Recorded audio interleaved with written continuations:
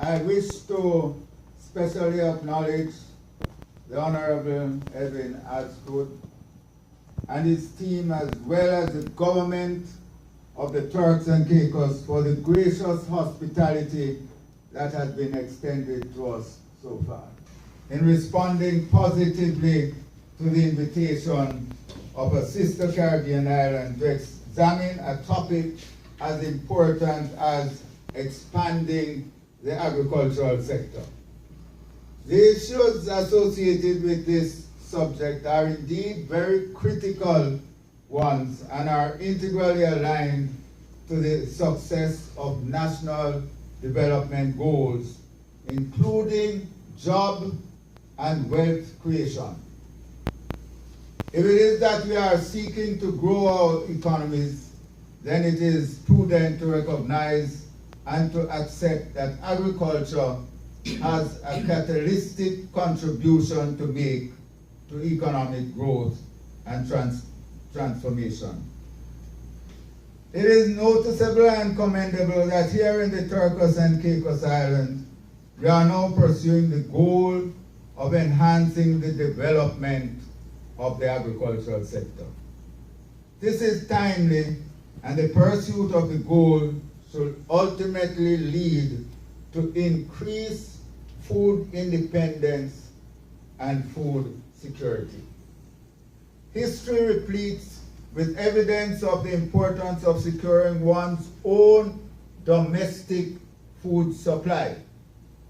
As you may recall, in 2008, a world food crisis was declared as a result of the sharp increase in major agricultural commodity prices between 2006 and 2008.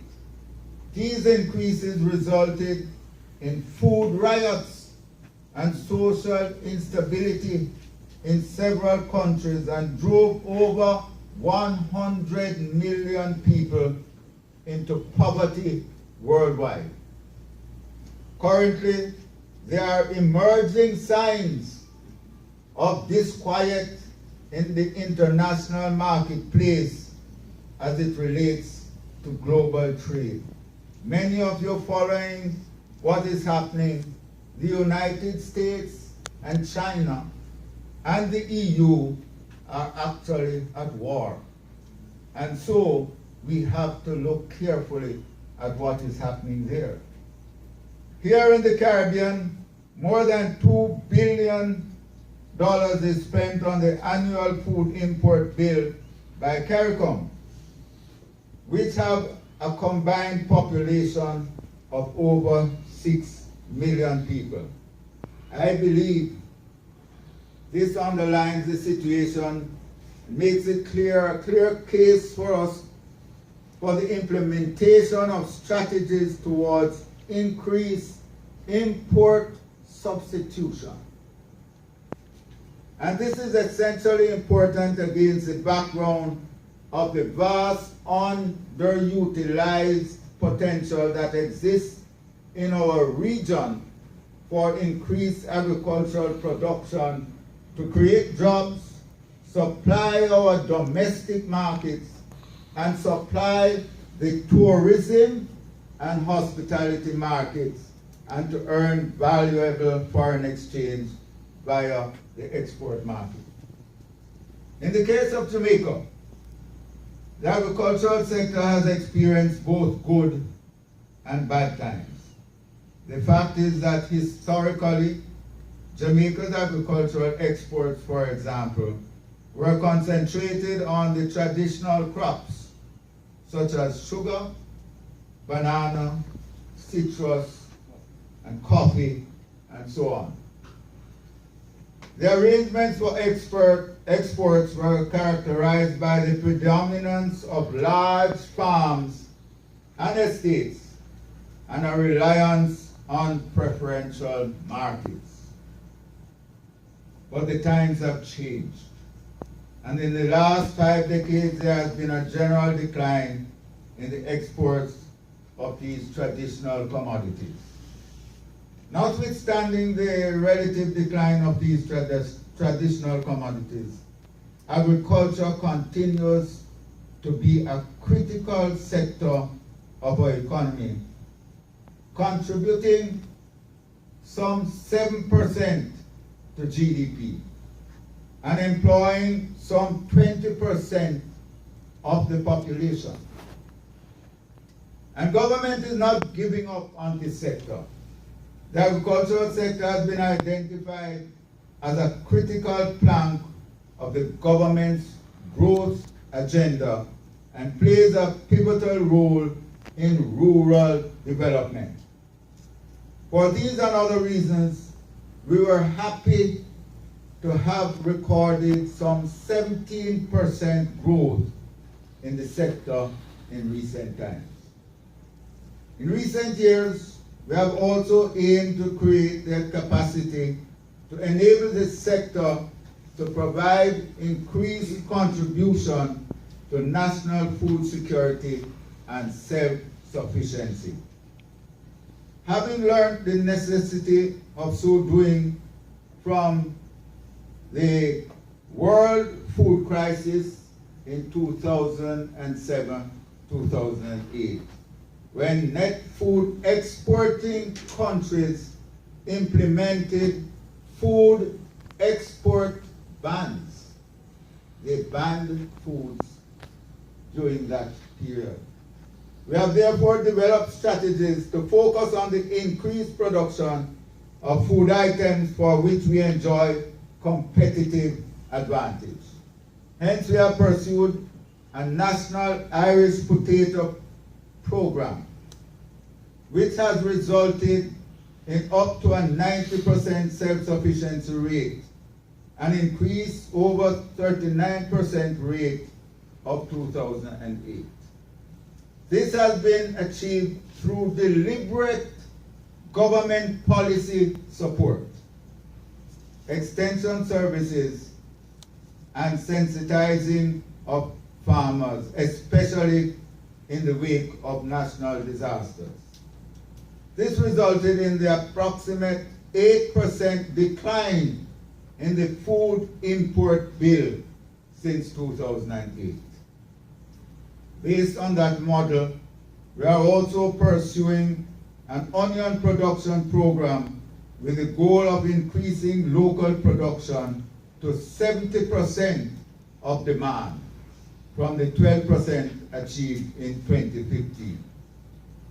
So we have seen some possibilities, but we believe we are still only scratching the surface when it comes to truly revolutionizing and expanding the agricultural sector for the benefit of our people. However, it is internationally recognized that for most countries to grow, agriculture has to grow. In fact, most developed countries have achieved growth as a result of a structured agricultural base with a central marketing and distribution complex as the hub.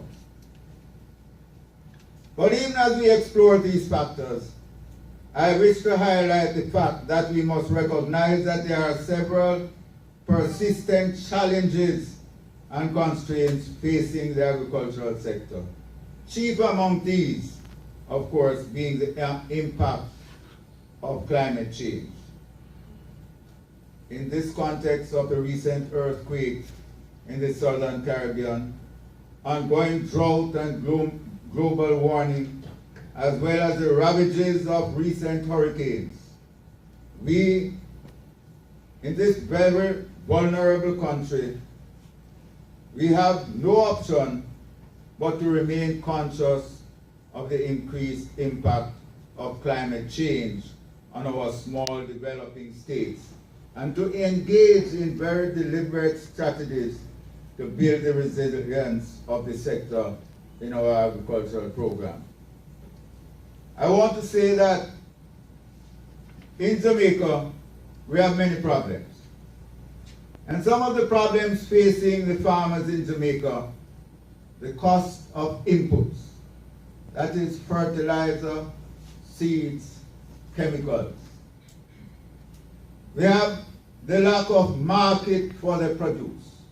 When they produce their crop, they find a problem in marketing their crop.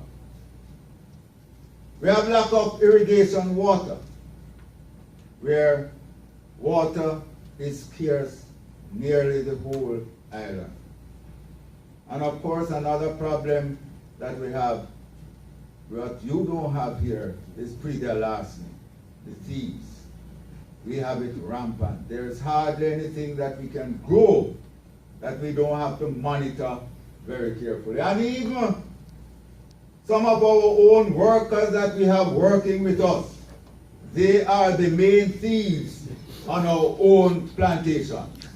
And so sometimes we have to have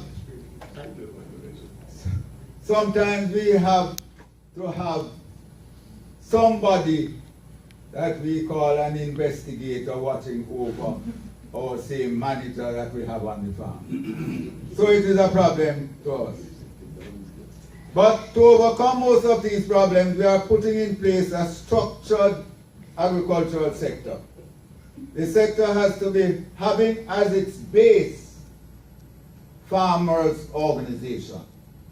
In other words, we have to have farmers within a community coming together where they select a chairman, a vice chairman, a secretary, assistant secretary of their group.